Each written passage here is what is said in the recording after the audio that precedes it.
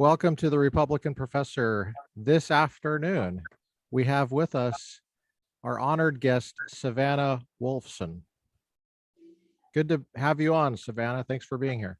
Thank you so much for having me. And can I just start off by saying I really admire what you do. And I really admire that you're willing to stand up to the bullies and be the minority and be a strong voice. A lot of conservatives tend to surround themselves with other conservatives, and they never hone their arguments at all. Yeah. And I see the opposite from you, and I really appreciate that in your social media posts. Well, I really appreciate that from you. That means a lot to me. You're welcome. Do we call you Savannah, or do you go by something else? Some of my friends call me, or a lot of my friends call me Savvy, but I'm on the ballot this year, so I'm going by Savannah publicly, partially because it means abundant life, and I'm in politics because I want people to flourish.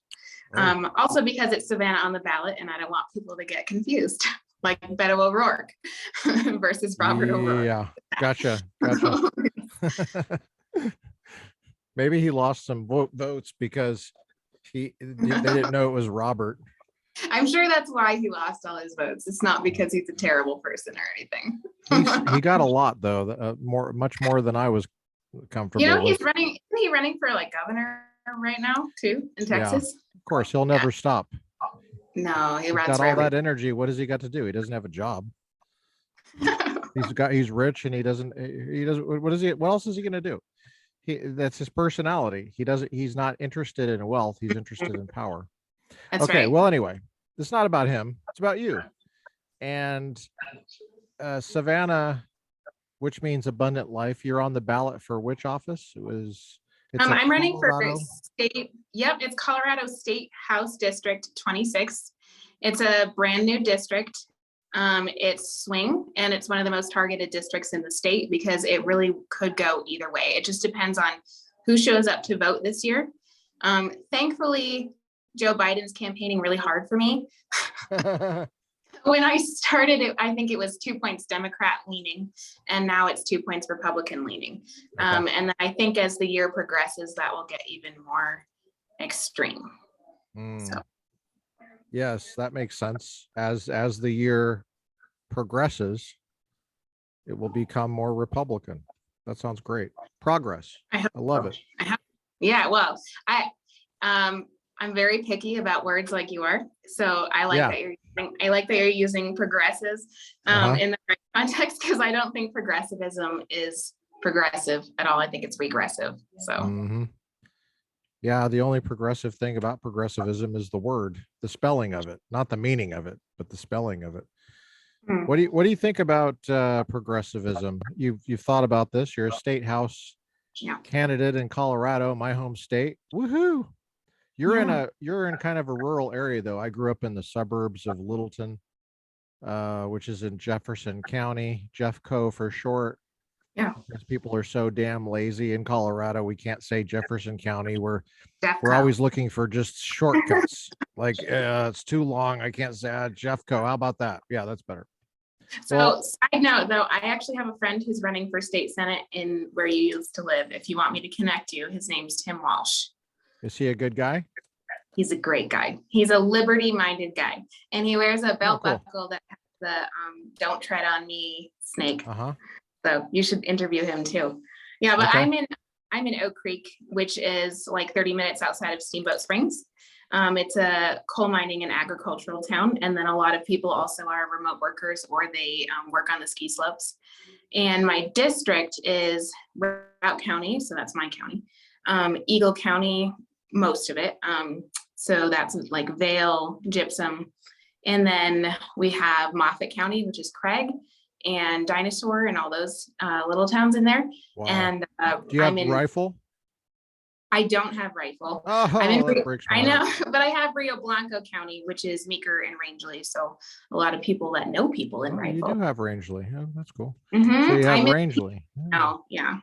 Oh, yes. Rangeley has a community college that is like big pilot thing. And I think they have dental hygienist thing. My aunt and uncle went there. I feel like if the apocalypse ever happens, I'm driving straight to Rangeley. Those are my people because they are really well set up to take care of themselves in the end times. I interrupted you by asking you about what district you were running in Colorado. How do you say it, Colorado or Colorado? Isn't that always the debate? I say Colorado. I say that too. Did you grow up there? I did not. My parents were missionaries, and I'm a third generation military spouse as well. So my family's extremely rootless, and that was part of our service. But I wanted to put roots down somewhere for my kids, so I chose South Route specifically because it's like a cowboy town where I live, and I wanted my kids to have roots and still have community and be rural. And we were living, before we moved here, my husband's from Wisconsin, and we were living in Milwaukee, and we really wanted no part of that anymore. So. Excuse me while I eat some trail mix. It's at that part of the day where my blood sugar just, I'm trying to maintain it. Normally I'm doing these in the morning, and I've had breakfast and I'm fine, but I'm just grazing and drinking coffee. So you're excused. You're human. Well, thank you. I try to be human. So I say Colorado as well, because that's how I always said it. My parents are from Colorado. My grandparents are from Colorado, going back. And I think that people outside of Colorado say Colorado if they're from these swanky areas. I don't know if Milwaukee counts as a swanky area, but like, you know, people who fly into Aspen, yeah, we're going to Colorado. Yeah. So anyway, I just was asking. You were talking about progressivism. You thought about it. Yeah. What is regressive about progressivism?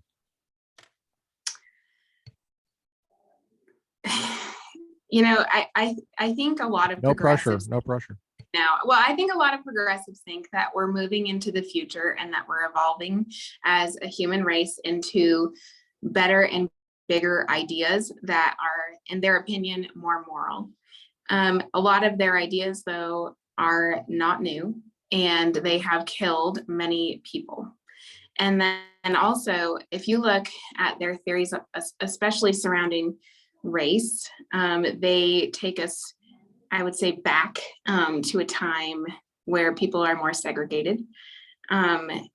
They want to create safe spaces for different people of different races. But if we were really making progress, we would, I'm not one of those conservatives who says that we should be colorblind, because I think that God did make people of different races, and that we can acknowledge that the same way that we acknowledge like a different flower color as being beautiful and different from one another. But we don't need to segregate off from each other like progressives or regressives seem to want to do. Just a point of clarity. When you say that God made different races, do you mean at the very beginning, God created dark people over here and then white people over here and said, you know, go have fun?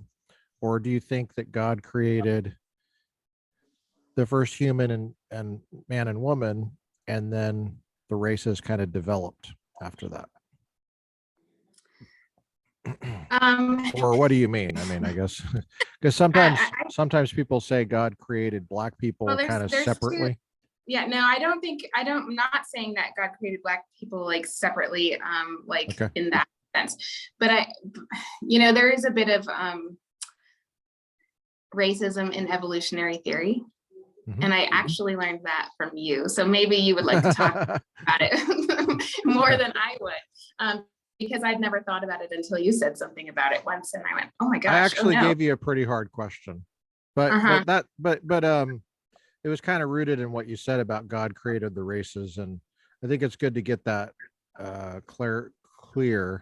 There were some racists, Democrats mainly in American history, that thought that that called themselves Christians, that thought that God had cursed the dark people and with the darkness. They thought they were rooting it in the Bible, Tower of Babel era of Genesis. Think the first chapters of Genesis, like 1 through 11, toward after the flood. But the question of origins is kind of a broader question. And I guess if we're going to talk about race and think about race, you do have to think about creation versus evolution. And you know, that's a big topic. I can tell you this, that the civil rights movement, the so-called civil rights movement, the famous part of that, when I say the so-called civil rights movement, I'm talking about like the 50s and 60s in America, the 1950s and 60s. I say it's so-called because the civil rights movement actually began much further before that. Like it was actually like with America, you know. That's the Declaration of Independence. That's the civil rights movement right there. Totally. And the first Civil Rights Act was in 1866, actually, not in the 1950s, not in the 1960s. It was 1866, and it was all Republicans after the Civil War. And a nice chunk of that became the 14th Amendment of the Constitution. So, which was overwhelmingly Republican. Democrats overwhelmingly were against it. And anyway, but I just want to clarify, like when I say like that, I want to distinguish that God made all the different races. I'm just saying that we should still, like, I'm not saying we should appreciate the differences in even melanin, because it's actually the different skin tones are beautiful. Like, can I suggest what you might have meant, and you can tell me if I'm wrong about it? I think you might have meant God created every human individual, no matter what they look like. Right. Yeah. No, you're right. Yeah. Okay. But there's different, like, I mean, we do have to, for the sake of political fast tracking, sometimes we just take shortcuts in our words. Yeah. Well, that's right. That's right. You have Adam and Eve, right? You have, what race were they? You know, we don't have any pictures. Adam and Eve, let's say they were real. And you have the first son that they had, which was Abel, right? Something like that. Cain, Abel.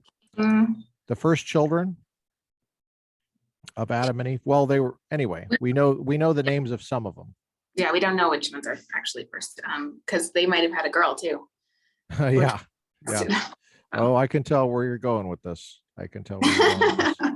Women matter too. What a concept. Yeah. No. I'm just saying. No. They don't. They're not listed. They're not listed. Yeah, I've always wondered why the daughters are not listed. And then, of course, you can wonder where the children got their like parent, their spouse from. But anyway, God created Adam in a different way than God created Adam differently than he created the children of Adam. That's where I was getting at, was the image of God is there in Adam and Eve, says male and female. God created them male and female, Genesis 1:26-27. But then there's children, and the Bible says that God created the children in the image of God too, but it says it a little differently because it's in the context of capital punishment. I don't know if you remember that. It's like Genesis 9. Yeah. And it says the reason why you can do capital punishment for murder is because of the image of God that's created. So in other words, the image of God somehow gets passed down through the children, but it's in a different way than Adam was created, or the first person is what I'm getting at. but God does create individuals through the normal, this is my opposition to abortion, right? I mean, through the normal reproductive process, God creates new people. And some of those people are Black and some people are white, or if you define those terms totally without reference to the meaning of Black and white is what I mean. Meaning people look differently, they have different abilities, different capabilities, but they're all created in the image of God.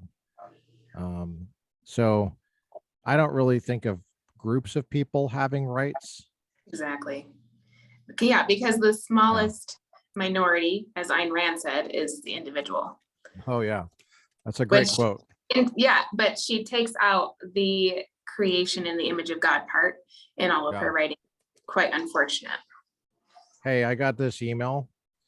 It's totally in line with what you're saying. I posted it on social media, and the email says it's from the Los Angeles Community College District 12th Annual Black Graduation Celebration.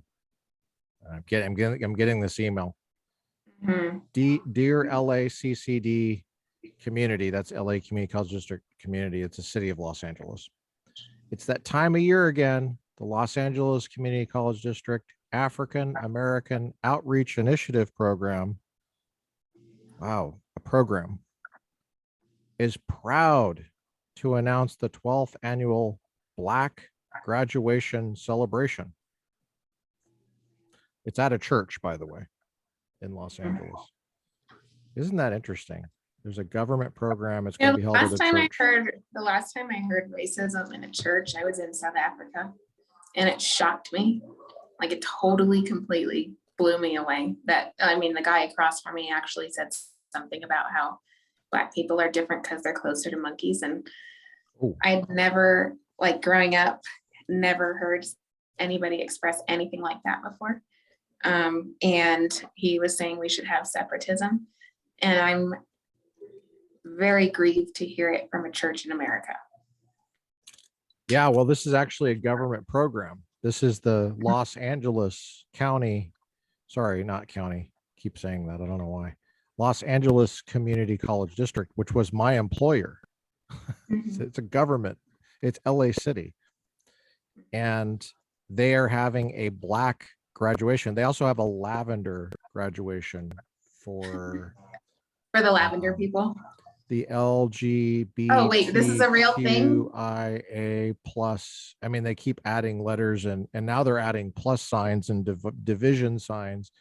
Well, I guess the whole thing is really about division, but yeah, it's amazing that this is progressivism. This is Democrats. They're all Democrats. They're doing this. Yeah, in their Republican. We're not all one America in their minds. Well, yeah, it's just weird. It's just like what a Black graduation, like you're extra happy about. It's just weird. It's segregation is what it is. That's right. And the reason I know that is because if they had a white graduation, people would be up in arms. They'd be crazy. It's the same accomplishment. Graduating from a community college, it's the same accomplishment. Is it less of an accomplishment if you're white? That's the implication. That's what they're saying. Wow. Come over here. Come over here. Well, that's what affirmative action is too. It's like you can't make it, so we have to give you a boost. And then affirmative action too. My husband is half Korean, and it has made it less likely for Asian kids to be accepted in schools, in those Ivy League schools. So they've gone so far with this divisive rhetoric that they have put some minority kids at a disadvantage, but they won't admit that. They'll say that they have an advantage of race, and that now honestly, it's strange because they'll say like Asian is akin to white because Asian people have succeeded in America. And then they're still implying that only like white people have been able to succeed then, and they just put the Asian people under the same umbrella. It's just so divisive. Well, also it's just a little odd to say that there's this group of people that has rights and other groups of people don't have rights. That's just the same as, I mean, it's Democrats saying this. It's not Republicans, it's Democrats. And like going back to the Black graduation or the other graduation, the alphabet division sign plus sign people. It's just interesting that I think what they mean is they mean it to be not divisive. In their little minds, they literally say inclusive. And I say little minds because they don't expose themselves to people they disagree with. And if you do that, you have a little mind. You have like a small town mind. If you're just around people who agree with you, you have a very small way of looking at things. I'm not saying everybody in a small town's like that, but you have a very limited view, and that's how it is on the community college campus when you have like a Black graduation. Okay, so let's say there's a rich Black person that graduates. I don't know, it's like Kobe Bryant's version of that or something, somebody that's ultra super rich, and they go through and they work hard and they get their degree and they're really proud of it. The implication is that if you're Black, just being Black is what makes that just an extraordinary achievement for you as an individual. The assumption must be that Black people just don't have their crap together. And so we need to really especially recognize that you got this associate's degree. Amazing. Well, Look at how amazing that is. I think, if you're Asian, of course you got the degree. I'm gonna steel man the argument a little bit though, because they're saying that white people are the oppressors and that it's hard for Black people to overcome the amount of oppression that the white people have enforced on them. But it does become like this ridiculous, I don't know who said this first, but the soft bigotry of low expectations is a real thing. And then if you look at, like, for example, like voter ID laws, and you listen, like if you listen really closely around their rhetoric, they're like, well, Black people can't find the DMV, or Black people don't know how to use the internet. Very basic life skills that we all need to be functioning adults in America. They don't think that Black people are capable of. And there's really no excusing, like, you can't say that Black people can't find out how to use the internet because of white people. There's no excuse for that. Yeah. So their argument doesn't hold water. Well, oftentimes the argument's not even said. That's kind of the problem. I mean, that's the problem I deal with a lot, is because they don't really try to give you an argument. It's an assumption. There's a lot of assumptions that are around. Like, I mean, I had a lot of so-called white students at LACCD. Their accomplishment is somehow not impressive because of the color of their skin. That's the assumption. You could be homeless and a so-called white person and work really hard and get a community college education, and the assumption is that you just had that coming to you. You of course you got that. You're white, and it's like, okay, well, I mean, this is an institution that is entirely run by Democrats. Why is it that that's the case? And they never talk about that. Yeah, they'll never say that. They'll never talk about that. Anyway, one of the concerns I have too is that it becomes a self-fulfilling prophecy. When you tell somebody, no matter what you do, it's difficult for you to succeed in life, no matter how hard you work, especially if they're young. That really damaging. Oh my gosh. Emotionally abusive. I'm really glad you used that term, because that's exactly what it is. It's emotional abuse. It's socially accepted emotional abuse.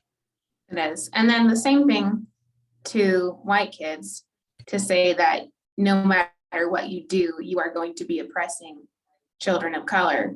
that's also emotional abuse, because they are and you're going to succeed, right? Because you just automatically, any success you have, of course, is because you're white.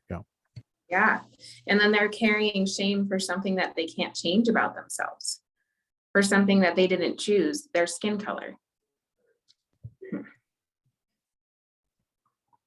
You should maybe go back to that point about evolution. I was in the middle of saying that the civil rights movement, the real civil rights movement, was never based on evolutionary principles at all. Not even based on evolutionary rhetoric. It was based on creation principles. Yeah. And creation rhetoric. What I mean by rhetoric is just the words. Yeah. If you look at what Lincoln said, he doesn't talk about evolution. He talks about creation. The dissent in Dred Scott versus Sanford, which is a slavery case. The two dissents in there were Republican justices. McLean, and he was Republican. McLean explicitly mentions God as a reason why he's dissenting in Dred Scott, because he says the slave is created in the image of God. Yeah. There's nothing in there about evolution at all. Nothing. Yeah. Yeah. But on the other side, as soon as the Civil War started, there was something called the Cornerstone Speech, Alexander Stephens, Vice President of the Confederacy. You got to read that. Search in that document. You can find it on Yale Library Avalon Project. Search on that document, science. You'll find science. Search in there anything he mentions about the so-called, and this is a quote, the Negroes. In that document, he says the cornerstone of the Confederacy is progress and science. They're rejecting the Declaration of Independence. That got that totally wrong, because the Declaration said that the black people were equal to the white people. This is the Confederacy. This is the Democrat South that founded the Klan after the Civil War. So they read Darwin. They read Darwin, and they thought black people looked like monkeys to me. And there's no monkeys in Europe. Why is that? They're all in Africa. They're all in these tropical climates. That's how they thought. They thought they were just being scientific. They're like, if you just look, which is the basis of science, looking, if you just look at what is in Africa, that's what you see. And you see in the jungles, and you don't see any jungles in Europe. You don't see any jungles where white people are from. And the evolutionary assumption is that white people are more advanced. Any atrocity in history that I can think of at its root comes from dehumanizing another group of people. And I think our best modern example is abortion. But the idea that another human is not made in the image of God, or that any humans are not made in the image of God, always leads to a practical evil. But also, could we say the Civil War, maybe I'm asking you, I'm not making this argument. Sure. Since the civil rights era that you're referring to at the end of the Civil War referenced our founding documents so much, could you say that the civil rights movement actually began in 1776? Absolutely. Yeah, because the Declaration of Independence talks about these ideas very clearly, and then Frederick Douglass drew upon them, and MLK drew upon them very heavily and blatantly and explicitly. Let me give you an example. There's a Fifth Amendment of the Constitution, goes back to 17. Let me get my century right. 1789. Okay. So this Bill of Rights was introduced. and what became the Fifth Amendment, the word person is used. And I always pay close attention to any time the word person is used, because the word person is an inherently moral term. We treat persons differently than when we treat animals. If we personify animals, that is almost the same as giving them rights. And everybody will know this. Everybody who's ever watched cartoons, and if you've watched Finding Nemo, you know. Anthropomorphize, that's the term. Sure, yeah, that's another way to put it. Yeah. Bestowing personhood on an animal or something like Nemo, you know, like if you were fishing in Colorado, and I don't know if you ever go fishing, and you caught Nemo and Nemo was talking to you, you probably wouldn't eat Nemo. But I mean, unless you're a psycho, but you know, like you're Dexter or something. Jeffrey Dahmer. But you know, there's a difference between person and non-person. And you know, you sit on the rock, you probably wouldn't sit on a person unless you're psycho or something. But yeah, I mean, there's a basic difference between person and non-person. The word person is used in the Constitution. Yeah. Every time slave is used, and by the way, the word slave never appears in the original Constitution. Slaves are referred to 3 times, but the word slave is never used of them. The word they used was person with a capital P. And that was a compromise between anti-slavery people and people who wanted to keep slavery. Everybody agreed that they were persons, so they used the term person to refer to slave. And now in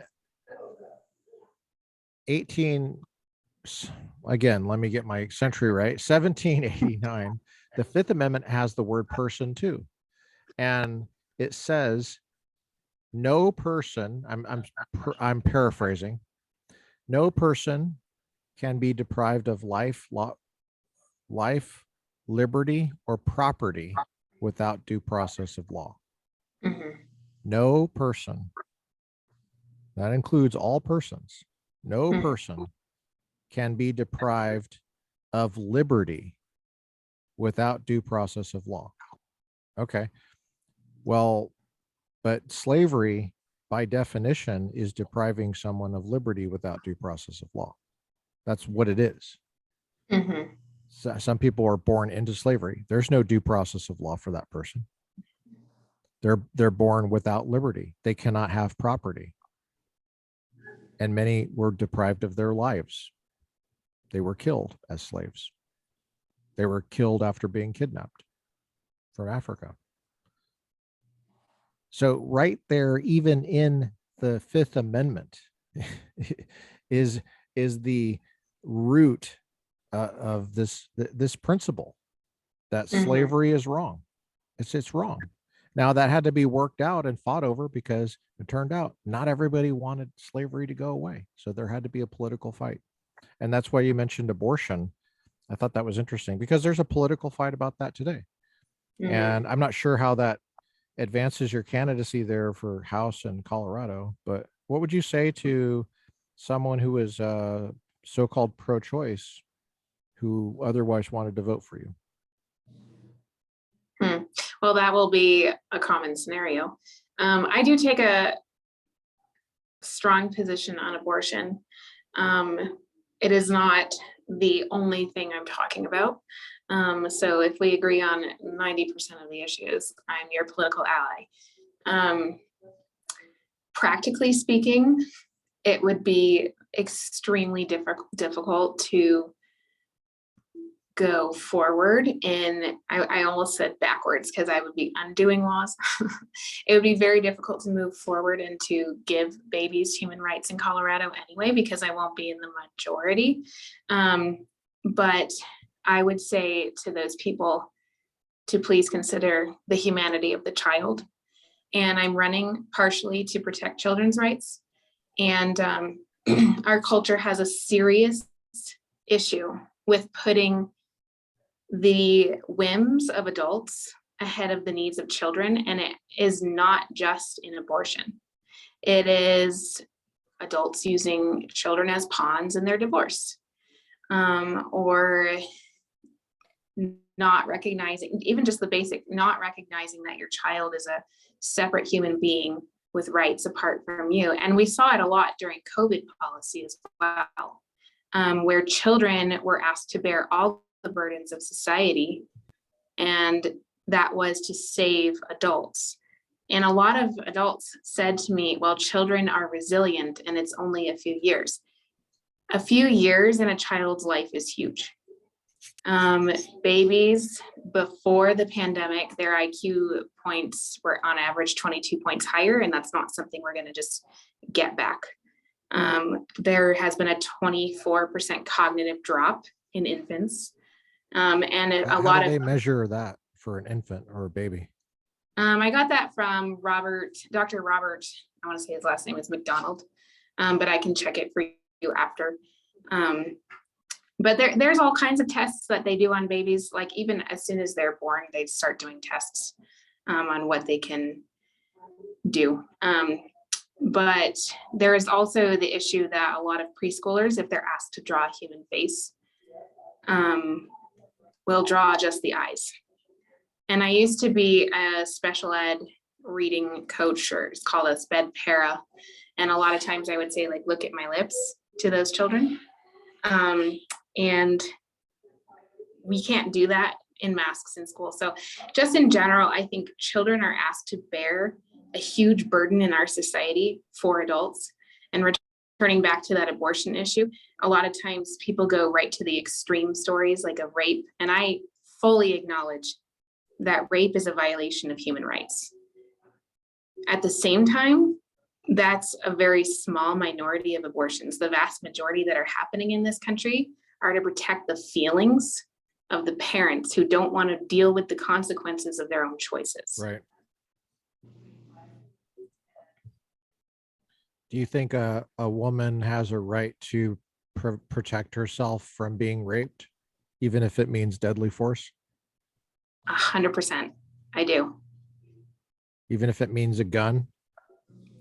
Yes.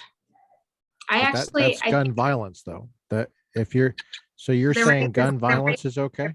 The rape is the violence. The self-defense is her right to protect herself from violence.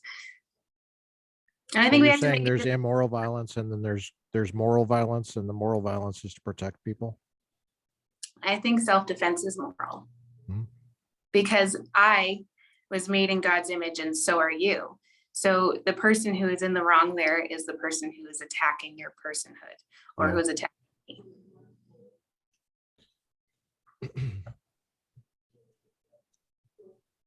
I have to say, Savannah, I agree with you on that. And I don't understand why the Democratic Party, so many Democrats say they're for women, and then they can't define a woman, first of all. Hello? And then secondly, they don't believe women should be able to protect themselves without being criminals by the gun laws, the gun control laws. The gun control laws make so many women who want to defend themselves criminals just for wanting to be prepared because of the concealed carry laws and stuff like that. And then too, they want to defund police. So I did live in a major city where police were majorly defunded. And what city was that? It was Milwaukee. And we were robbed one night and obviously called the police.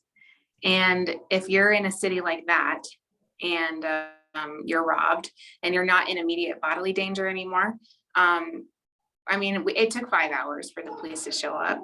They flipped open their notebook, took a few notes on what happened, and then left, and we never heard from them again. And I actually used to be a left-leaning voter, and that was one of the things that shaped who I became, because I started thinking through buying a gun. And at first I wanted to buy a BB gun. I was not raised with guns. And so I wanted to buy a BB gun just to start like feeling comfortable handling one. And I started looking into the laws, and I couldn't get one in Milwaukee. You couldn't get what? I couldn't get a BB gun. I had You to drive couldn't get a out, BB gun in I had to Milwaukee? drive out of the city to get one, to another, like actually a Republican led town.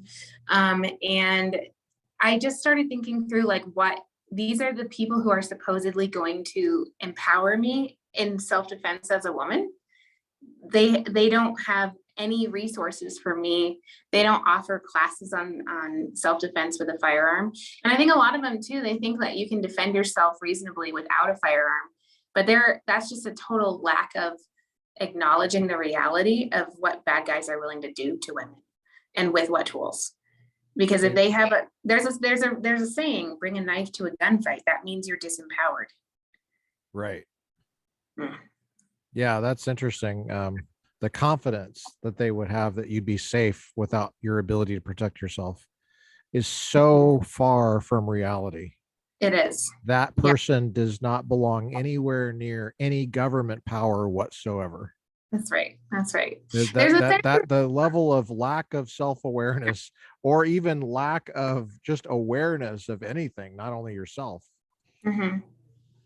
But I think too, when we talk about guns, one of the things that I bring up a lot, in my town in Oak Creek, where I live now, during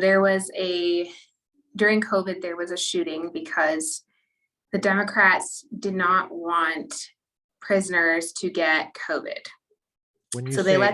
When you say a shooting, what do you mean by that? I'll get there. Okay. But there's a man who was living in our town before he went to jail, and he had a life sentence for extreme violence against a woman. And he was let out during COVID because they did not want him to catch COVID. So they let him out on a PR bond, and it's a recurring issue throughout my district. I've talked to lots of law enforcement officers. They say it's so frustrating. The ink isn't even dry on the arrest paperwork before these guys are let out again. And in this case, this man, I think he knew that he was going to be locked up again because he was acting really erratically. He peed in my friend's driveway because he wanted to rent the house that she was living in. So he was intimidating a younger woman because he wanted to have her house. Just kind of weird and wrong things like that. And then he one day decided to have revenge, and he went from one house to the next and shot people. And in the first house, he killed people. And then the second house, he was stopped by a legal gun owner. And in this scenario, the Democrats are going after, the legal gun owner is the person that they're trying to disempower. Nobody else is stopped by the Democrat policy. And the man that he killed one person and shot another, but the man that he killed was in his early 20s. His name was Dustin. And his mother is obviously still grieving. When you say he killed this man, you mean he murdered him? He murdered. That's correct. And then he was because killed. Some people are killed in self-defense. So I usually always say murder. Yeah, that's a good distinction. Yeah, well, he murdered. Thank you. I try to be as specific as I can about the crimes. If it's violence, I want to say, is it assault or is it robbery? Because that distinguishes, and shooting too. The word shooting, every shooting range has shooting going on right now. Yeah. A shooting, I don't know what that, all I know is a gun went off. I don't know what this whole story is. So yeah, it's a murder. Attempted murder. Okay. Yeah. So, my students ask me, what should we do about active shooting? I always say, well, it depends on what kind of active shooting you're talking about. At a shooting range, there's active shooting happening. It's shooting and it's active. Oh, no, I don't mean that. Okay, well, what do you mean? I mean, when someone tries to come out here and kill somebody. Okay, well, you mean kill in self-defense? No, I don't mean that. I mean, you mean the M word, murder? Perfectly good word for it. Goes back to the 10 Commandments. And they usually say, yeah, that's what I mean, murder. I said, so your real question is, what do we do to prevent murder? That's really what your question is. Doesn't matter what's used. Is it a gun? Is it a knife? Is it bare hands? Is it a trash can? Is it a hammer?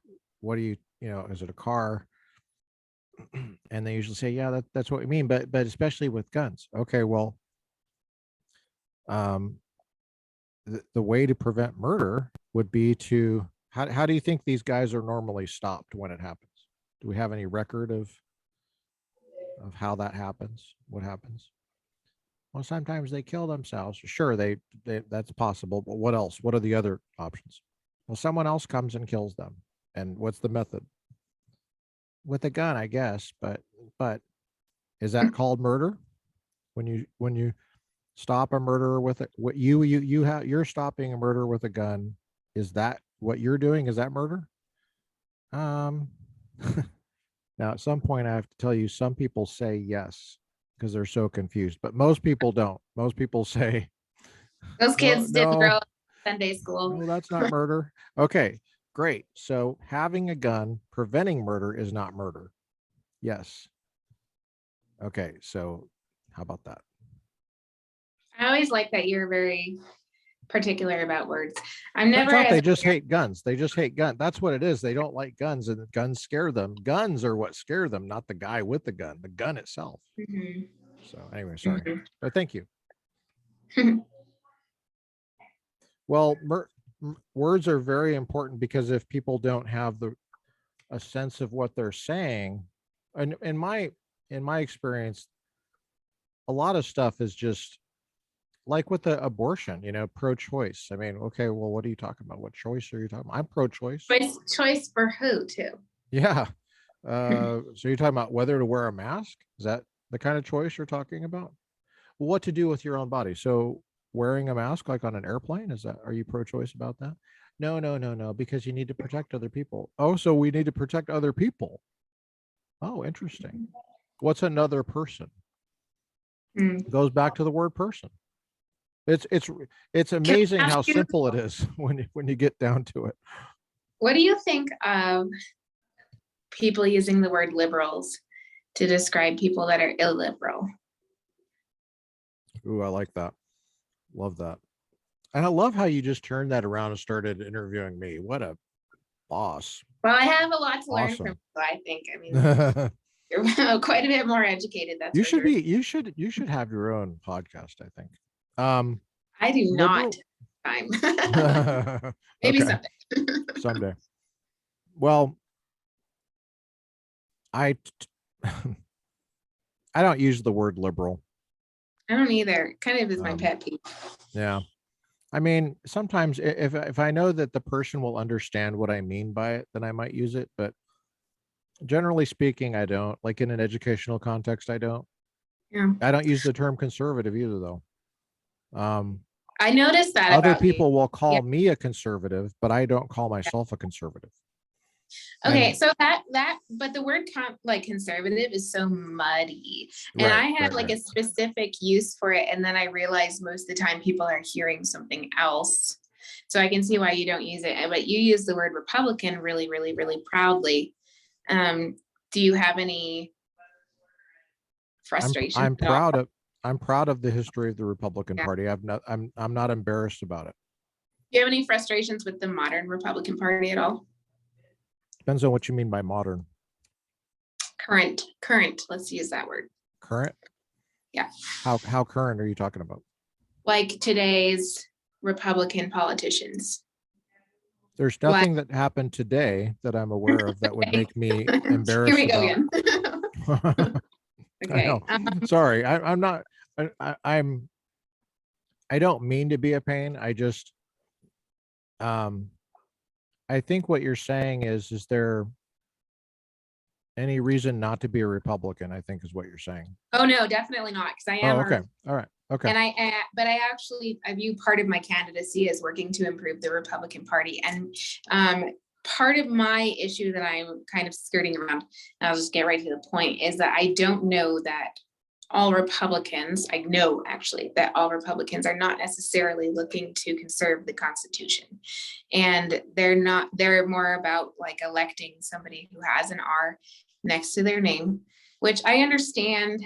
I understand the arguments for that, for unifying behind the most constitutional candidate who can win. But I get concerned sometimes with the lack of ability to defend constitutional ideas in my own camp. Mm-hmm. Yeah, me too. Yeah, that's why I do what I do. Right. That's why I'm doing this podcast. Right. I'm trying to help people brush up on and improve their thought process and their action. I think electoral politics is particularly messy, and it's complicated. I mean, take for example your candidacy for the House. There's any number of questions I could ask you about that. We've talked about some of them, but probably the most pressing issues that people face in your district are probably not being talked about yet on this podcast yet. And I'm not even sure what those issues are, actually, to be honest with you, because it's such a messy process. Local politics, state politics, it's constantly changing. And there might be people, and I'll suspect that this is true. I'll bet you that there's a bunch of people that would be perfectly happy voting for you who are being courted by Democrats, who are actually working against those people's interests in their future. And so identifying those issues and clearly articulating what those issues are, and then convincing people on a massive scale that that's the case, would be the key to getting elected. And it might be that a significant chunk of those people don't really know what they think about abortion. Maybe it bothers them, but what also bothers them is a pregnant woman carrying to term a baby that she can't take care of. Yeah. And they don't know how to resolve that tension and that conflict. And and that might not be something that you can resolve for them in the course of an election. Meanwhile, there's all sorts of other issues that are happening: tax policy, environmental policy on business.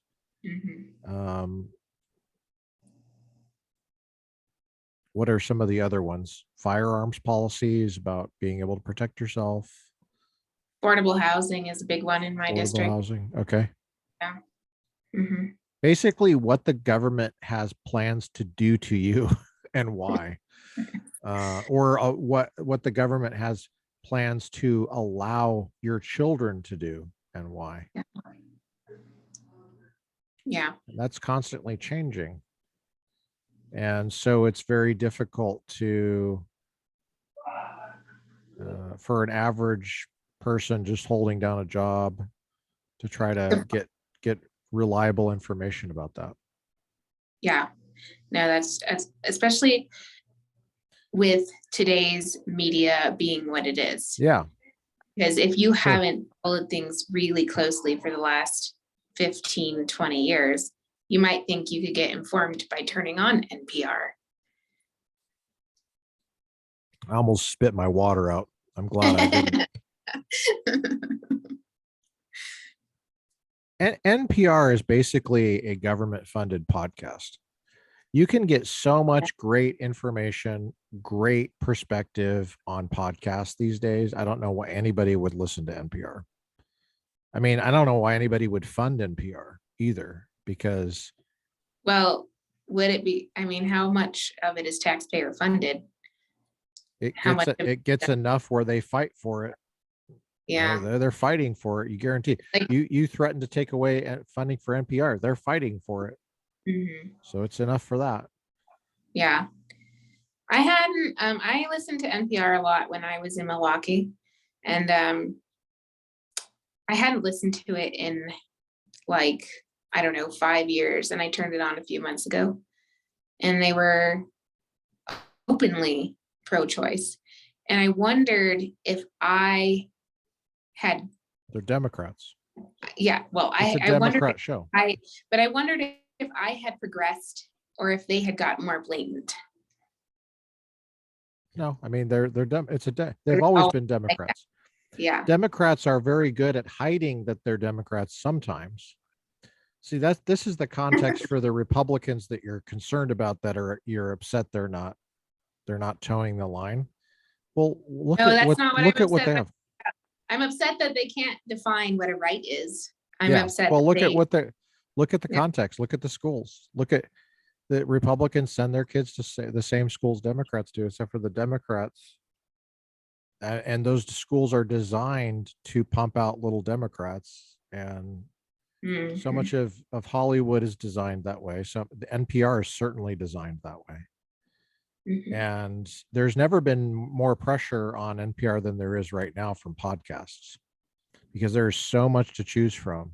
And do you think that a lot of people listen to NPR in your area, in your district? I honestly do not know.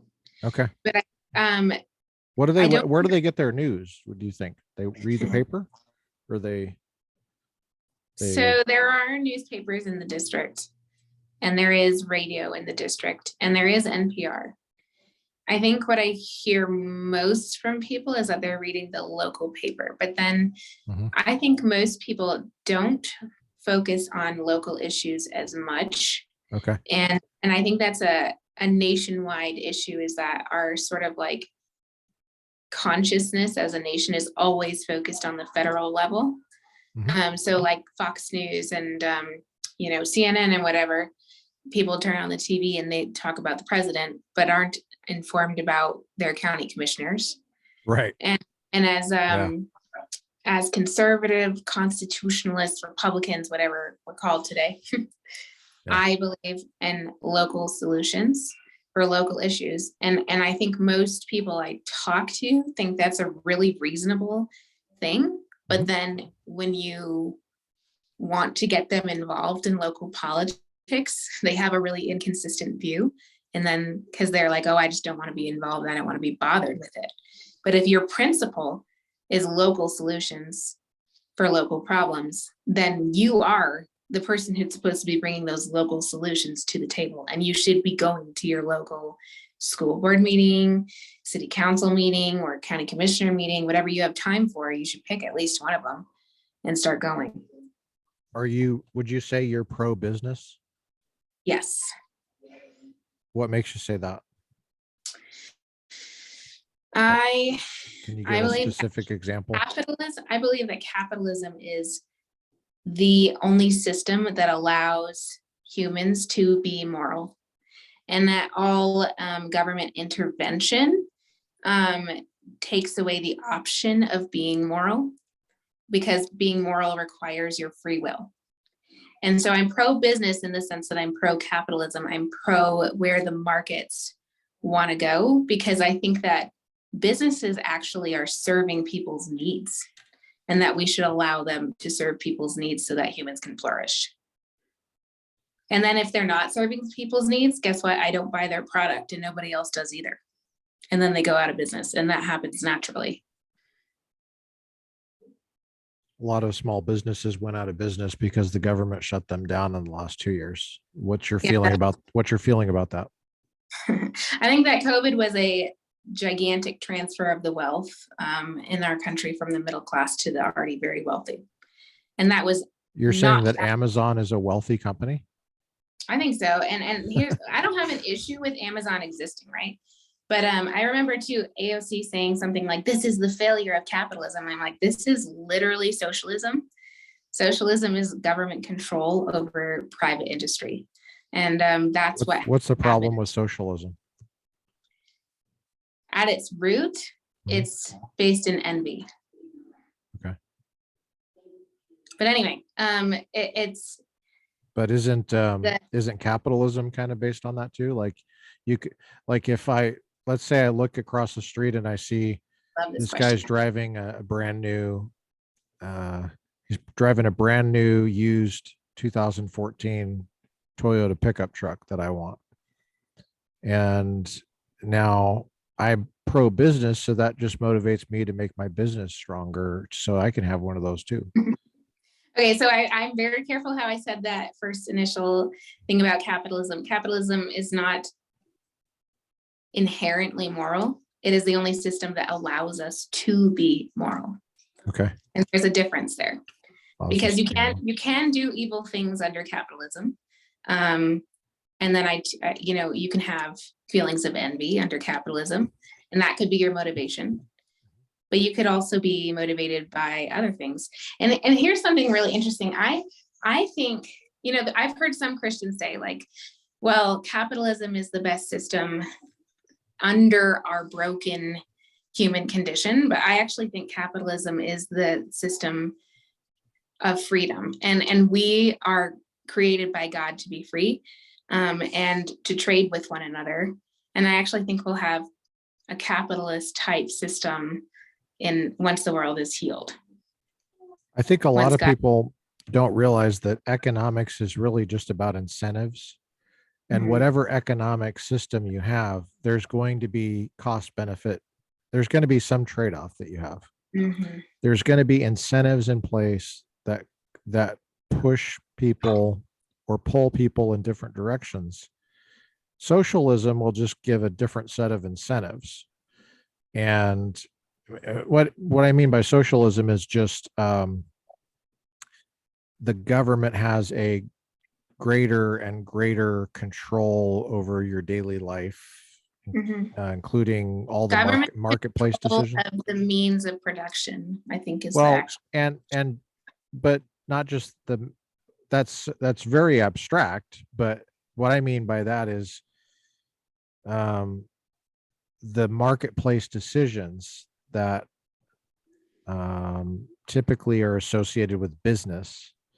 And so what I mean would be your choice to hire someone, any kind of constraints on that would be because socialism isn't just, it's not black and white. It's not all or nothing. It's a scale.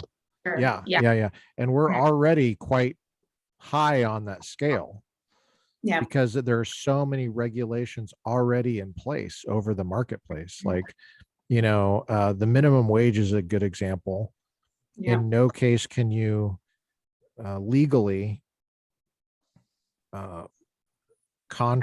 freely contract for under a minimum wage for a wage job.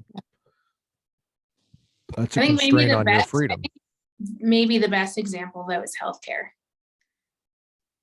That's definitely a huge example. The billing system is completely not a free market at all. Oh, it's a mess. You can't go to a doctor and be like, how much will it cost to get this done, and get an estimate, and then go to the next one and say, how much will it cost, and then compare the two prices. And they literally make up what they're going to bill you depending on whether or not you're insured and whether or not you're insured by the government. Yeah. How many, what's being in the house like? What kind of job is it that you're going to try to get? Is it a full-time job? Is it part-time? Yes. Are you going to have to relocate to Denver so you can be at the state capital? Okay, so you're going to have two residences. What's that going to look like? So since I'm more than 50 miles away from the capital, there is a stipend to get an apartment in Denver, and there is a legislative season. Can you vote in Denver elections since you can live there? No, so I would actually be in my district most of the time. Okay. And then during the legislative season, you want to be in close to the legislature as much as possible, because people will be trying to ram through bills in the middle of the night or at the last minute, and you need to be on site to get there to vote in time. So that's why there's a stipend to get an apartment. So it's does the stipend cover the apartment? Or is it just enough? We'll see. Like half? We'll see. I might be able to answer that better next year. Okay. I am going to be bringing my family with me for those months that we're in session. What are those? What are the months you're in session? It starts in January, and then I don't know that there's like a firm end date for next year. Maybe I need to look it up. It's like 4 or 5 months, and then I just call it like mud season here, which is like the best time to be away. And Well, we're missing some of the ski season, but my kids are actually like really excited about it. I homeschool, and one of my teachers is Bob Schaefer. So I went to him ahead of time to ask, like, is there any way to do this as a homeschool mom? Because if my kids ever had to enter Denver public schools, I'm out. Like, I'm not going to announce. Right. And he talked to me a bit about the schedule, and what we'll do is have our kids in a faith-based school for those months that we're there. And then for the rest of the year, we'll continue to homeschool because it takes about 2 hours a day. So my kids are like, yeah, we'll go to the zoo, and like we'll have access to all that like front range stuff that, you know, museums and whatever else. And I'm really excited for them to come in to work with me too, to see how an idea of the bill becomes a law. Can I ask you some more practical questions? Yes. How far of a drive is it from where you live to Denver? Like 3.5 hours if the traffic is great. Okay, so more realistically 4 hours. Mm-hmm. Yeah. Okay. So half a day at least of driving, half of a work day. Does the stipend go all year, or does it only go during the time? It covers while we're in session, but it's something like, I looked at it a while ago, it was like $240 or $219 a day or something, which would cover longer. But I just haven't. So realistically, getting an apartment isn't realistic, because typically landlords don't go, oh yeah, let's design a lease just for you, just for your stipend. For a month. Yeah, it's like a month. You might have to do like a month to month or something. I honestly feel, I mean, I think with the housing market changing as rapidly as it is, some of that stuff I've just put off for later, like, because I won't know what the decision is going to be until I make it. Do you have animals that you care for? I do. I have dairy goats. What about them? Yeah. When you're gone? And I have a couple cats and, you know, chickens. You have dairy goats and chickens? Dairy goats, cats and chickens, dogs, and my kids have guinea pigs now. I wish that wasn't the case. No ducks. Oh, sorry. I thought you said ducks. Dogs. Ah. Yeah. So with our total housing crisis being what it is, our current thought on that is that we're going to get a caretaker and let them live at our house for free. Do you have to pay? You have to pay them? Caretaker? I don't know. I think if I call them a caretaker, I might have to legally, or we could just. We'll house see. sitter. House sitter. There you go. Okay. Do you know anybody that could do that? Yes, but again, next year is a long way away. Okay. So we haven't, and we also, you know, there's a couple of elections that are hinging around whether or not we're going to need it. So it's not like I'm like, okay, we have this definitely planned out yet. Right. So I'm on the ballot in June, and then assuming I get through the primary, which is looking pretty good, I'll be on the ballot again in November against the Democrat. So. And then you have it's a 2-year term? Yes. Okay. And is there pay for that position as a legislator? Yeah, something like 40,000 a year, something like that. It's really low. And a lot of people have asked me to increase the pay, but I don't want to run on that at all. And I don't want to commit to that. And I don't even want to do that because I understand the argument, because a lot of them will say like, well, we don't get a representative that has seniority because people are either going up or coming down on this pay. You can't sustainably do this long-term. My concern is, well, during COVID, my county commissioners collected their $100,000 a year salaries, and the median income in my county is about $70,000 a year. And they just sat up there on their high horses telling everybody who had any issues during the shutdown that they were being selfish. And I know human nature is always that we want to take a little bit more money, and we're always a little bit ungrateful. And we think if we had a little bit more, that we'd be fine. I think the more practical solution, instead of the pay being higher, is for the legislature to commit to lowering the costs for Coloradans, because they are making life unaffordable for everybody. So they have no right to raise their own pay right now.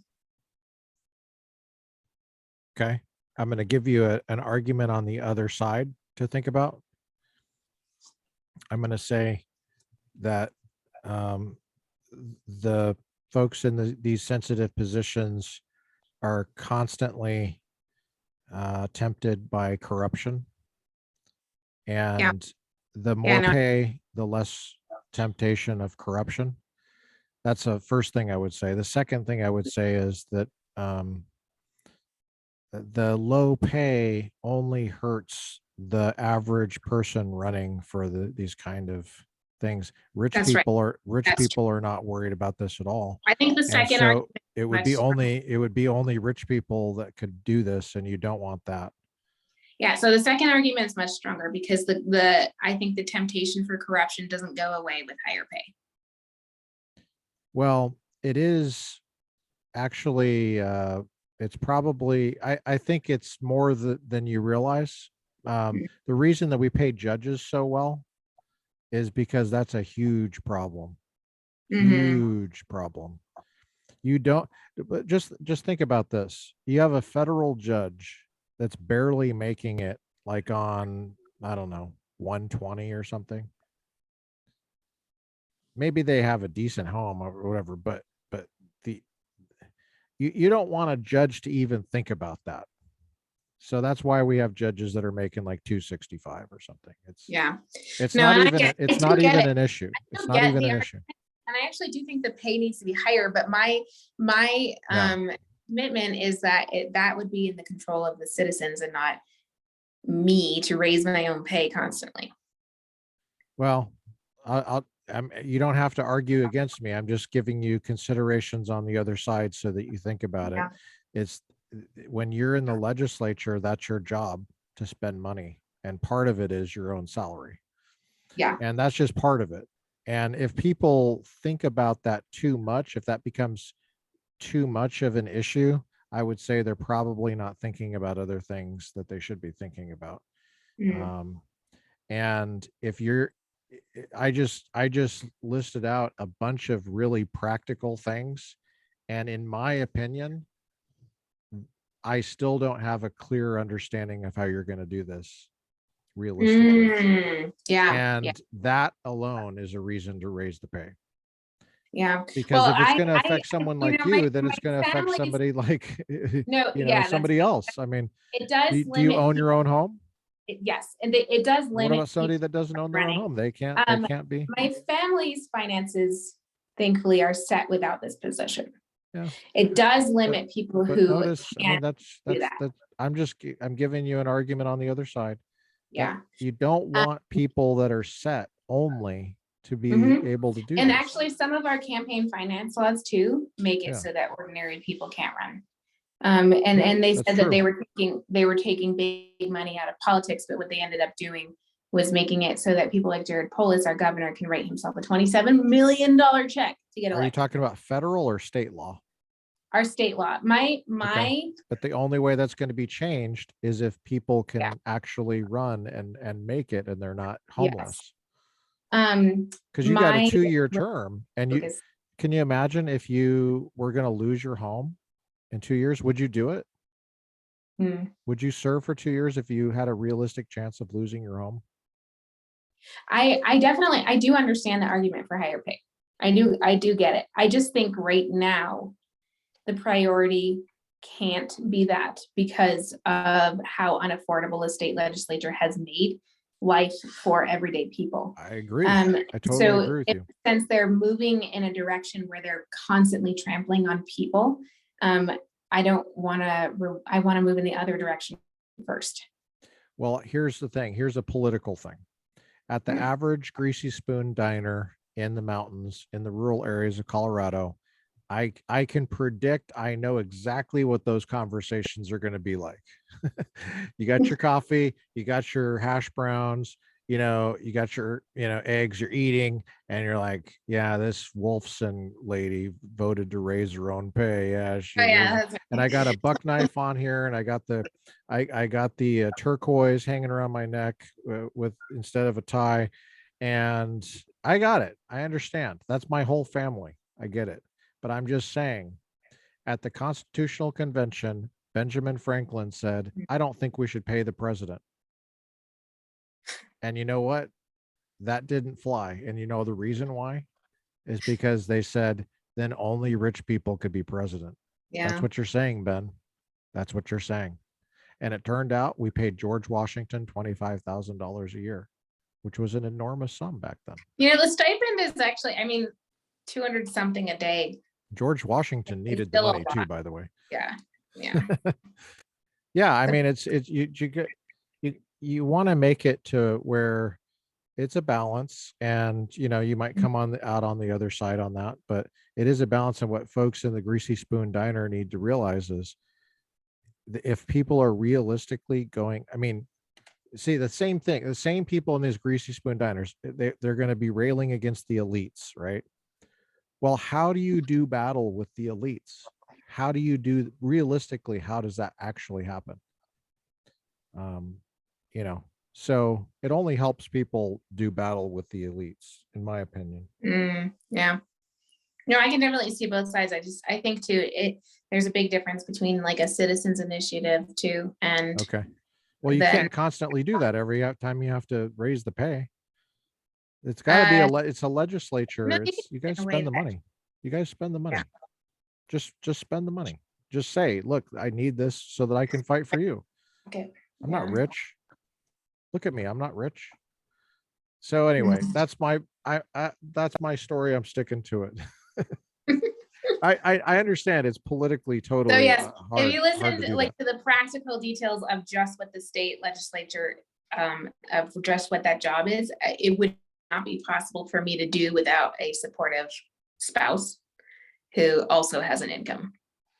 Yeah. So anyway, that's all I want to say.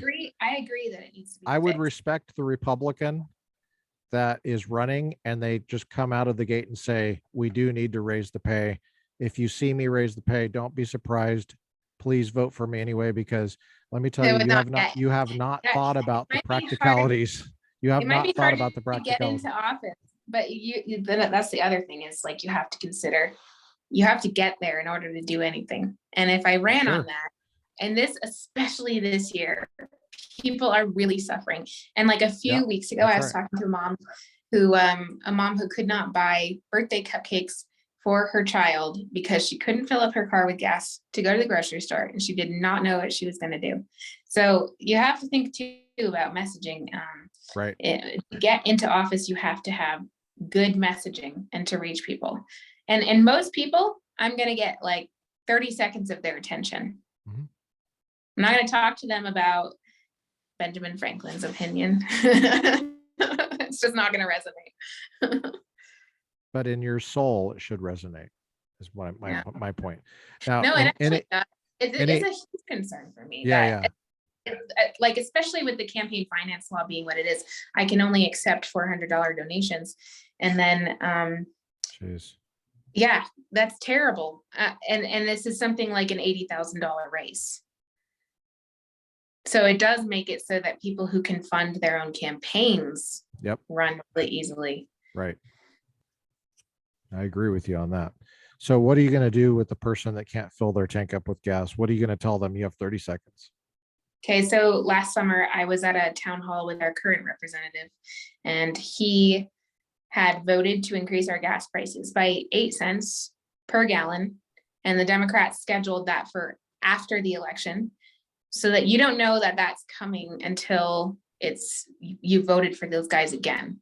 And I asked him, why didn't you represent the people of Northwest Colorado? We already have higher gas prices. We have all of our goods trucked in too. So our goods will go up, our groceries and everything. And I just don't think that you thought about like agriculture and the people who are living here. I think you did what your party told you to do. And he said, yeah, I know it has a disproportionate impact on you, but I didn't write the bill. But he had voted for it. And here's the thing, it's supposed to go towards like roads and bridges. That's the name. It's like a road usage fee infrastructure. Would you vote against it? Because you're already you're over 30 seconds. I would have voted against it, but I also want to move back in the direction of not having that in place at all, because all of what it's being used to fund is mostly pet projects for climate, like putting in electric car chargers. Do you think the average voter in your district cares about the nitty-gritty details of the so-called climate crisis? I think a lot of them do. Half of my district is progressive ski towns, and the other half is oil, gas, and coal and agriculture, which is what makes it the competitive district that it is. Why is a ski town, quote unquote, progressive? Well, I'm not saying all ski towns are progressive, but I'm saying the ones that I will represent are progressive. So Steamboat and Vail. So they're Democrats? They vote blue. They're actually majority, the district overall and every county has a majority of unaffiliated voters. So they don't care about what you think about gas. They're really thinking about what you think about abortion. Because that's probably a big barrier. Yeah. Okay. But there's a lot of the climate action, climate justice type crowd. And then there's a lot of, for example, there's coal mines here in my district that are set to close, and power plants that are set to close, and they're major employers, and people are really worried about it because our governor and the state have instituted, it's a program called Just Transition, and they're saying they're going to completely transition off of our fossil fuels in a certain amount of time. So a lot of these things are going to be closing down. I, as a representative for Northwest Colorado, I do care about conservation, and I do care about everything being beautiful and our land being well taken care of. I don't like that we have forest fires. Every single summer we're breathing smoke, and my animals and my children are breathing smoke. And that's like best case scenario. A lot of my friends have had to be evacuated from their homes for fires. Some people have lost their homes. And at the same time, I will never pledge to work against my constituents. As a representative, I'm supposed to be a voice, and I would never say I'm going to work against their work. And coal mining and oil and gas are a huge part of the district, and I would never work against that. What we really need to talk about in regards to climate is that it's actually terrible forest management that has caused a lot of our fires in the district. And a long time ago, when the Forest Service was created, a lot of people thought, well, this is an unnecessary government office. And so the Forest Service decided to justify their existence by saying that they were going to put out all fires within 24 hours. And that was their kind of like campaign for we should exist. And they suppressed fires for so long, and the fuel loads built up on the forest floor. Fires used to be like low heat and restorative, and they would move through the forest floor and cleanse it. But they did not get this sort of natural cleansing happening anymore. And the brush and disease built up, and pests attacked the unhealthy trees. And now we have, if you drive through Colorado now, you in some areas see more dead trees than live ones. So that's sad. So if we really want to care about our climate and our environment, why are we not addressing our unhealthy forests and logging out some of those dead trees so that use them for something else, use them for firewood, or use them for we could literally make money doing that, because it wouldn't cost the taxpayers anything. But part of the issue too is that it's federal land. It's not a lot you can do about it. Seems like a lot of the mineral and gas stuff would be federal stuff too, right? Wouldn't it? Like which part? Like the land use issues? Some of it, yeah. So it's kind of hard to see what you can really do in the state legislature, right? I mean, what can you really accomplish?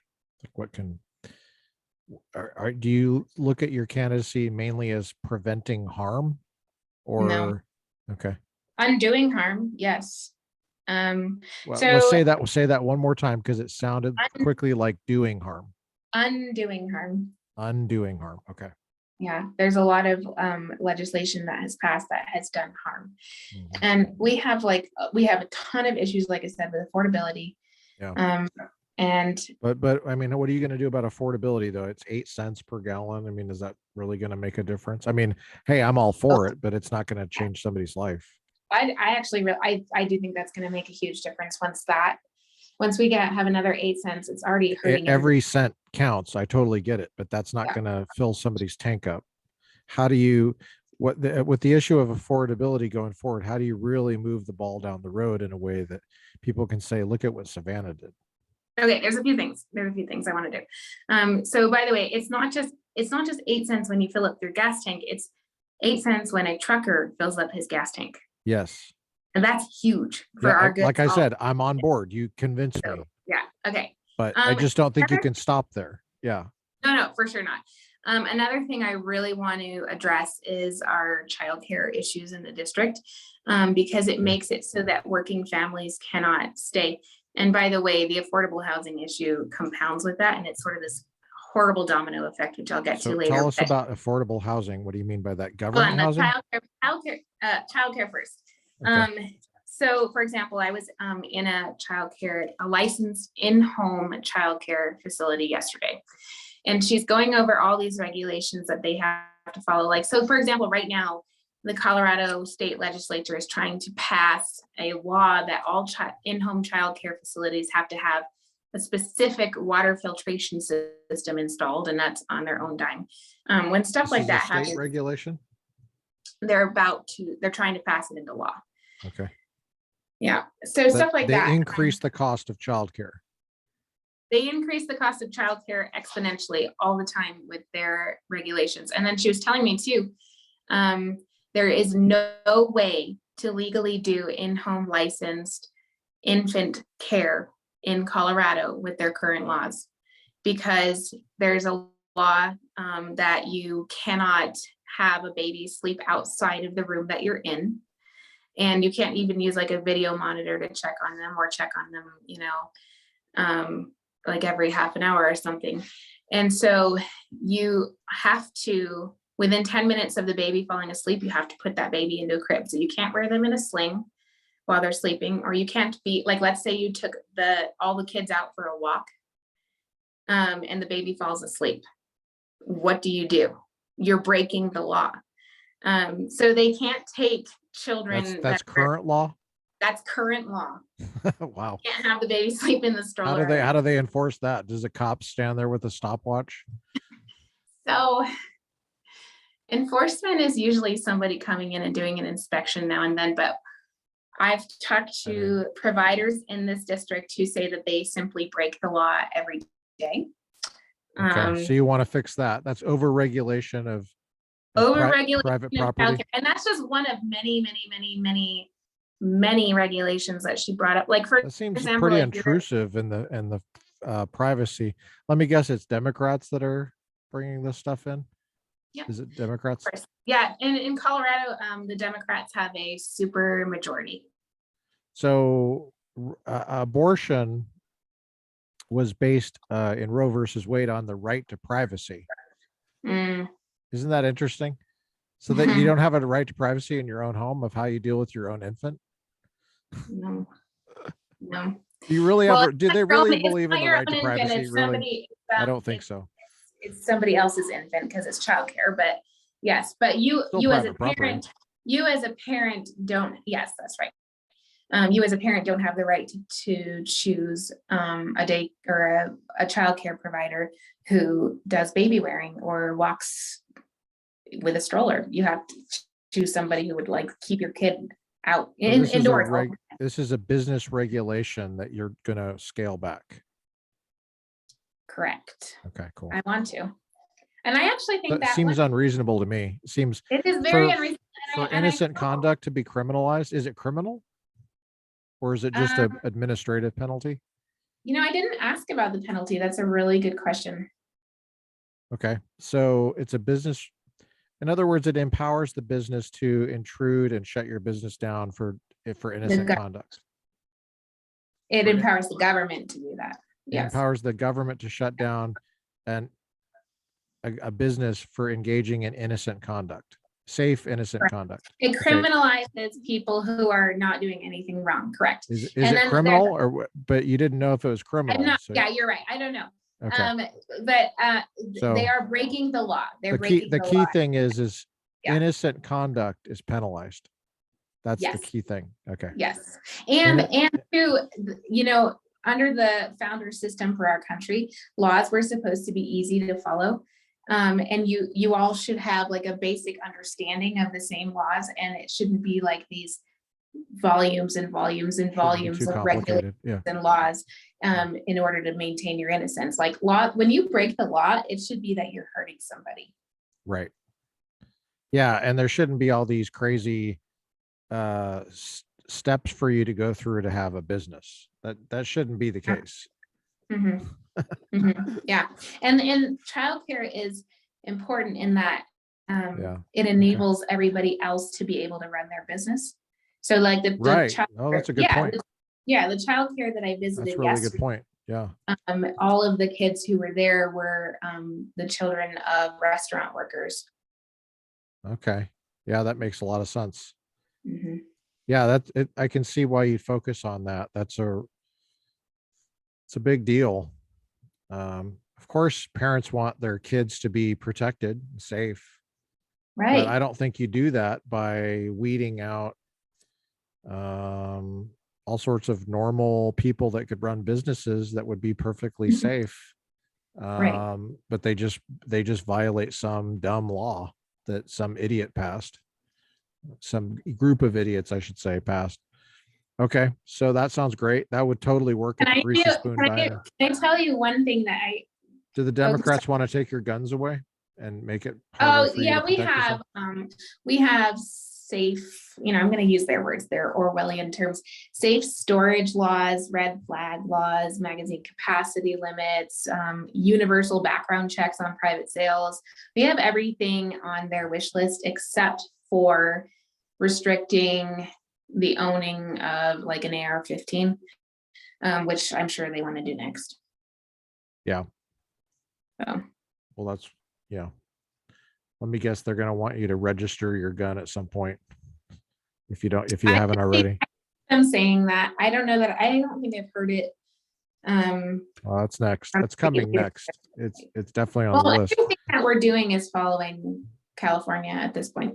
Okay. But speaking of criminalizing people for things that are not morally wrong, a huge issue is that the Boulder and Denver County Democrats pushed this last election cycle for the reintroduction, that's their word, of wolves to the Western Slope.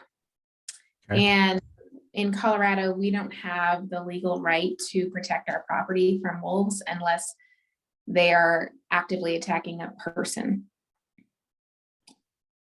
So ranchers, how do you deal with them if they're taking your livestock? You don't. There's nothing you can do except for stand there and wave your arms. And I was talking to a rancher this morning. His name's Don Gittleson. At this point, he's completely famous because he's the rancher who chose not to shoot, shovel, shut up, which is the 3 S's that ranchers always quote. SSS. Say it one more time. Shoot, shovel, shut up. Okay. But Don Gittleson chose to go about this the legal way. And his ranch is basically the sacrificial lamb for this terrible policy. And I think at its heart, this policy shows that the left is anti-human flourishing. And when you couple that with the idea that they don't like firearms, they don't want you to be able to defend yourself. And the wolves on Don Gittleson's ranch have lost their fear of people because they've had no consequence for how they're behaving. It makes you wonder what's next, what's coming down the road, how long is it going to be until they go after a child or a human being. And that's not like me being extra scare tacticy. It's a real question. They're wild animals who have lost their fear, and they're an apex predator. And so they're attacking livestock on a regular basis. And here's the other thing, they don't even have to attack livestock. They just stress them out and the livestock start to miscarry. And there's this plan to reimburse ranchers for lost cattle, but they go by like the hanging weight of like a meat cow, but these are mama cows who are losing a calf as well, and they're not intended to be meat animals anyway. So you don't really have that same system of reimbursement for when you lose like 5 generations of breeding and you lose a mama cow. Right. Okay. So these are people so in other words, the reimbursement rate should be way higher, and they're not willing to pay that. It should be way higher. They might be willing to pay that, but who's really paying for that? I am, like the taxpayers are. Right. So your job is to make clear that's exactly what the trade-off is. It should be this huge amount or nothing at all, and you should be able to protect yourself from the wolves. Mm-hmm. Not just only yourself, but also your property. Well, here's the thing: is like the founding of our country was based on the idea that we can defend our rights. Yeah. And can you shoot a rat? Can you shoot a rat if a rat was biting your cow? Could you shoot the rat? Yes, you can. Would there be a federal case about it? Whether you could if you shot the rat in the face? Yeah. So okay, so what's interesting? It's interesting. Why is a rat different than a wolf? Like if a wolf, if a rat was eating your house, would you be able to shoot the rat? There's a really emotional attachment to wolves and the idea of wolves. Yes, that's right. And then there's also an idea that they are endangered. But the wolves that are here already traveled down from other states that reintroduced, and those states got like a timber wolf from northern Canada, it's like, I want to say double the size of our native wolves that were here. So they're saying they're reintroducing, and number one, we already have wolves. And number two, they're not reintroducing the same size wolf that we historically had. And it's so much more dangerous. Okay, so there's a wolf issue. Welcome to rural Colorado. Mm-hmm. Well, here's the core of that. Okay, like I said, people are being criminalized for defending their own property. But here's the other thing: that is democracy in action right there. The majority voted to violate the rights of the individual. Right. Why can't a rancher just say the wolf was threatening me? Why couldn't you just walk up to the carcass? Of course, the damage already happened, right? But and you walk right up to that group of wolves with a rifle because you want self-defense, and then you feel threatened, so you shoot them. Yes, but I also think it should be just legal to defend your property, and he shouldn't have to lie. He shouldn't have to. Our laws are. No, I don't mean lie. I don't mean that. I think you're misinterpreting. This is what I mean. Maybe I didn't say it right. Okay, so what I mean is you walk up to that feeding frenzy or whatever, and if they are aggressive in any way, you shoot them. So they come at night, by the way. That's really difficult. That's practically more difficult. I think actually the best way to manage wolves, from what we've seen from other states, is actually trapping. And that would be hard to trap a wolf without trapping your own cattle. Well, okay, I see what you're saying. So realistically, protecting your cattle from wolves would be not you sitting on a fence 200 yards away and picking them off. You're saying it would be trapping. And that's what's really regulated? Wolves are, okay, so that's regulated, but also shooting them. And any like life-threatening things are regulated or against the law. But wolves are so. Wait, hold on. Any life-threatening things are against the law? Any life-threatening things Or to legal? the wolf. Like, yeah, lethal force. That's what like, to the wolf. Using lethal force against the wolf is against the law. So but not if they're attacking you though, right? Right, but not if they're attacking you specifically. What if you're worried they're about to, and you don't want to have the wolf's jaws on your neck before you shoot? Then you can shoot it, but then there's a bit of a burden of proof there. But what we've seen in other states, though, is that wolves are so incredibly smart that they are extremely difficult to manage, and hunting in that way is very ineffective. Like, very few tags are actually filled. It really does need to be done through trapping, because they learn really quickly the patterns to avoid when you're hunting with like a rifle or something like that. And is trapping illegal? It is. Yeah. Is that a state thing or is it a federal thing? This is the worst thing ever. It's our Colorado Constitution. In the 90s, they made it illegal to manage through trapping through our Colorado Constitution. And so we'd have to have a constitutional amendment in order to. In the 1990s, this happened? 90, I think it was like 92, 93. I remember that. I was there. But okay, so all right. So we got wolves. What else? Okay, so we were on the affordable housing issue. So one of the things that people talk about a lot, and I was actually wondering what your opinion is, because I disagree with certain conservatives on this, or Republicans or whatever.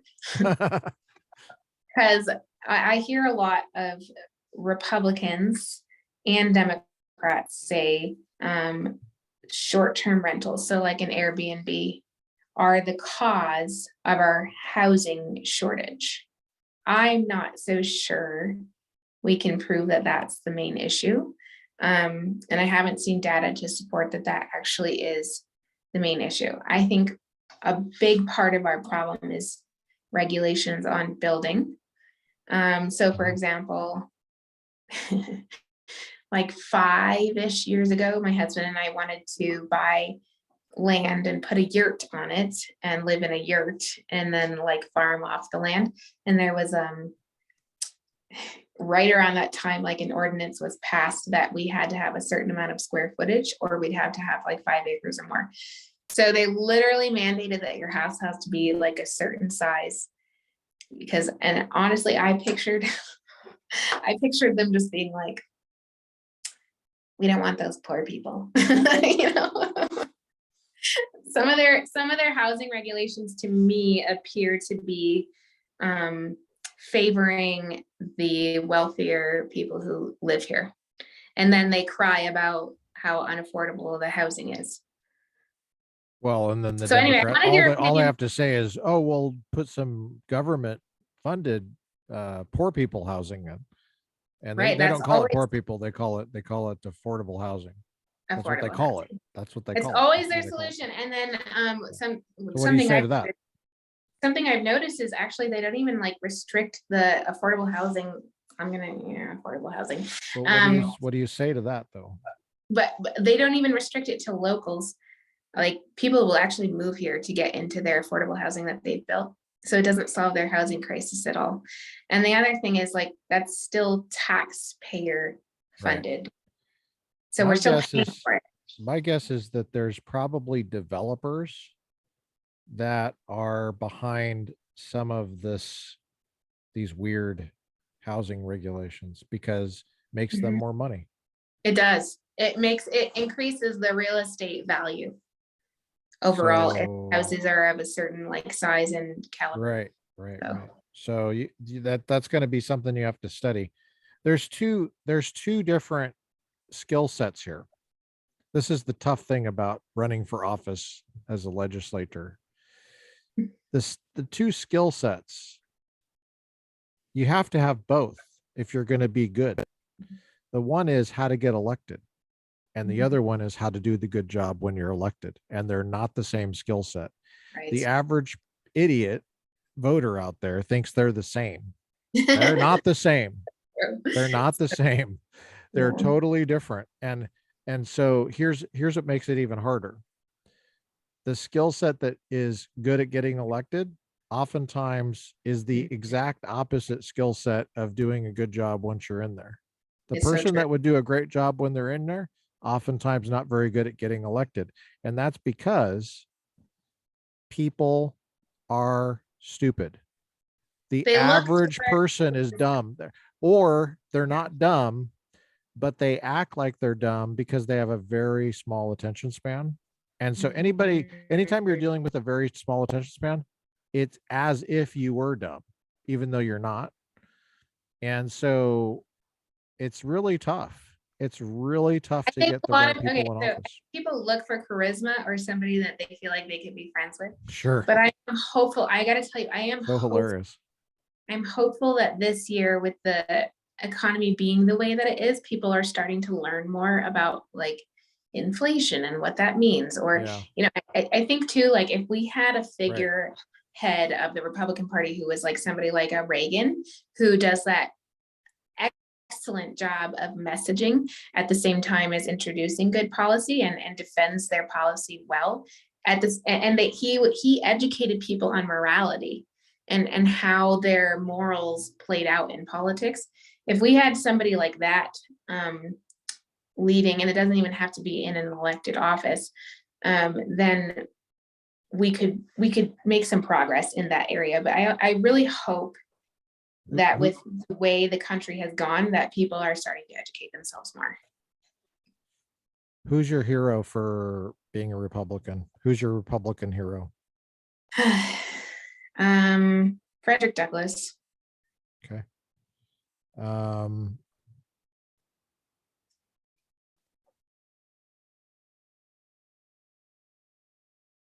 You want to say why?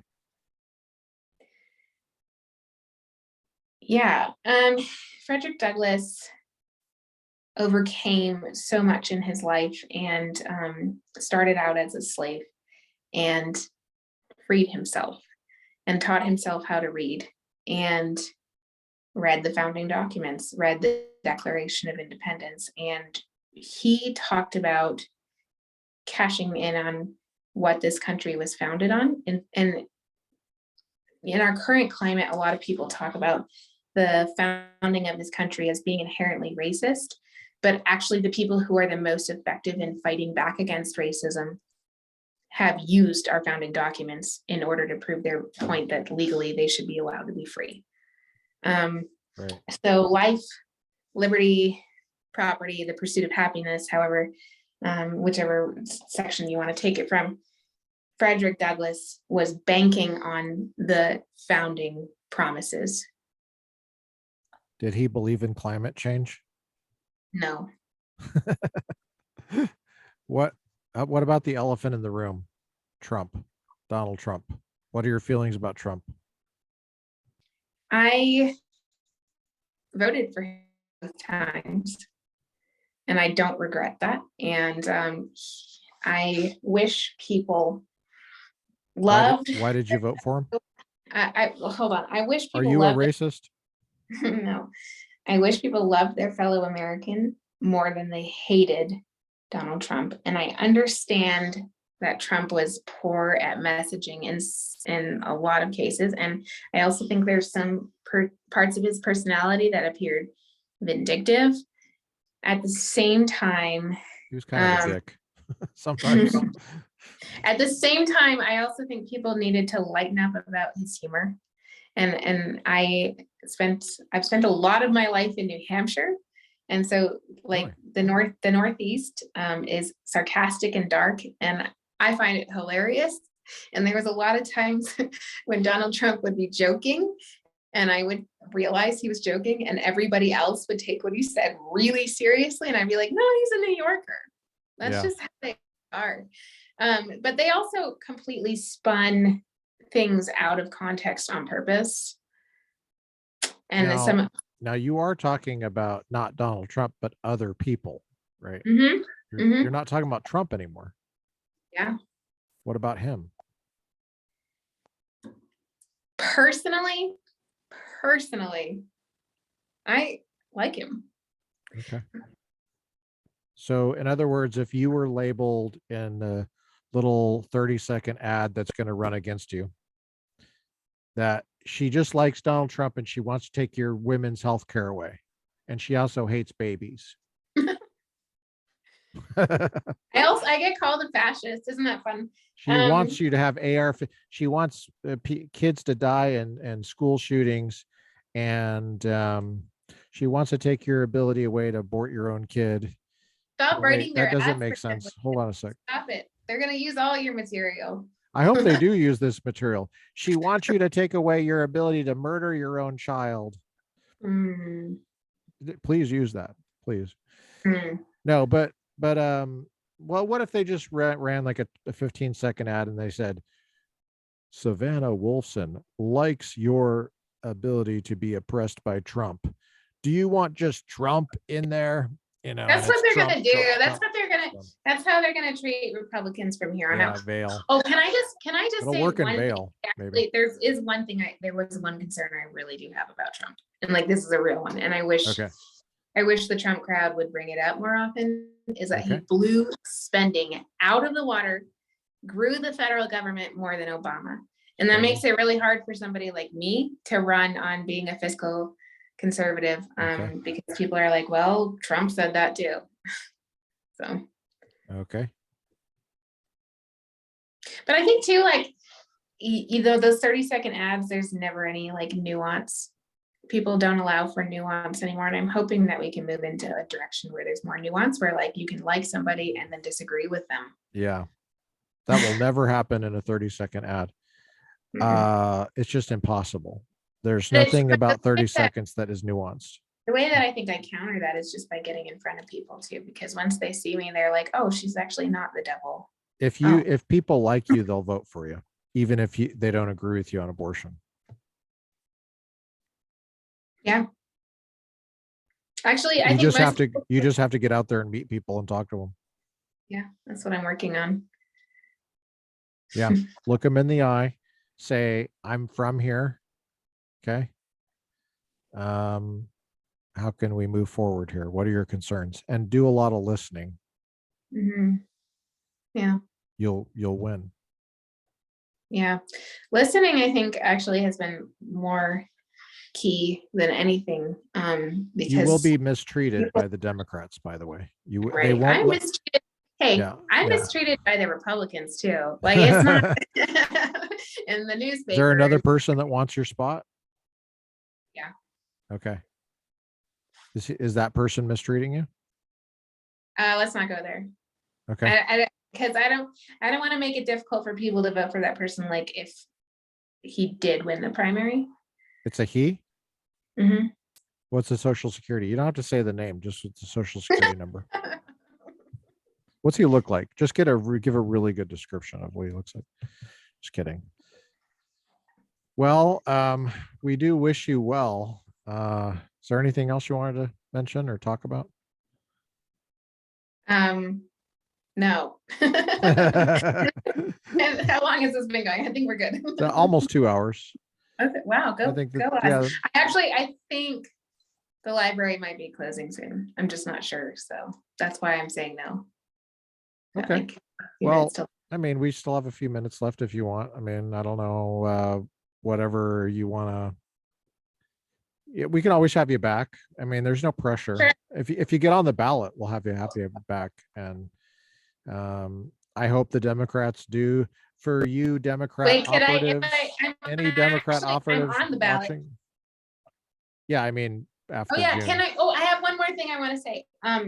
Hello to my Democrat trackers and everybody. Yeah, you should greet them, because that's why I make these for them. You know that, right? Hello to my opponent's mother. I'm so glad you're on. Who? Sorry. My opponent's mother, who watches everything for her. Okay, but the reason that we're doing this is because they don't get educated in college, they get indoctrinated. So this is maybe possibly some educational stuff for them. And if they're honest, they'll admit that, and they'll know themselves for sure. Whether they admit it to other people, they'll know. And I totally make this for Democrats watching. Yeah. That's why I do it. So if you're a Democrat and Do you're they attack watching this, you? hold on. If you're a Democrat and you're watching this and you're a Democrat operative, this was made for you. We had you in mind the entire time. I just want you to know that you spent 2 hours watching something that was made for you. And we love you and we want you to succeed. Not succeed in your Democrat destructive policies, but truly succeed. Yeah. What were you going to say? I was wondering if they attack you for what you do. I guess, I mean, I know they do. Democrats? Democrats, but I know that in like the college. I've been teaching for 15 years on Democrat campuses. What do you think? Well, I know it, but I was going to get more specific because of your podcast, because I knew that like on the college campus, you're under a lot of pressure. But in the podcast world, like are anonymous people like reaching out to you, calling you a fascist Nazi and all this?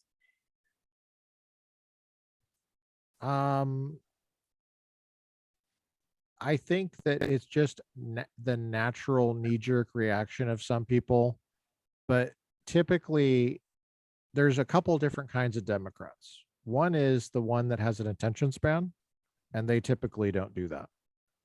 And that's typically the Democrat that's watching this.